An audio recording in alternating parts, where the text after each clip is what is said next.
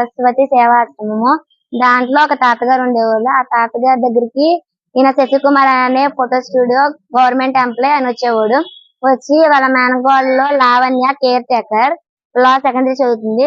దాన్ని హాస్టల్లో care taker గా అంటే జాయిన్ చేపించడానికి వచ్చారు. తర్వాత వాళ్ళ వైఫ్ ఫణిశ్రీ అనే ఆమె వార్డెన్ గా జాయిన్ చేపించడానికి వచ్చారు. తర్వాత ఏమో ఆ తాతగారిని పంపించేశారు హాస్టల్ నుంచి.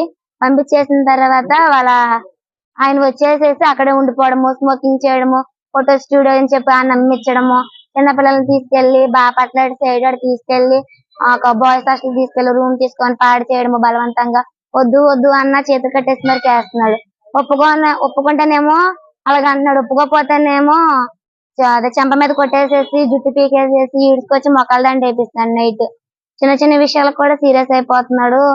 ఏంటో మళ్ళీ ఏంటో మీ బాయ్ ఫ్రెండ్స్ ఉంటే చెప్పండి, అక్కడ తిప్పుతాను ఇక్కడ తిప్పుతాను, ఎదురుకున్న అపార్ట్మెంట్ లో రూమ్లు ఇస్తాను, ఆ రూమ్ లో పంపిస్తే ఈ రూమ్ లో పంపిస్తాను, పోలీసు వాళ్ళతో నేను మాట్లాడి చుట్టూరు కాపలా పెట్టిస్తాను, ఇష్టం ఉంటే చెప్పండి అదని చెప్పి అంటున్నాడు సార్.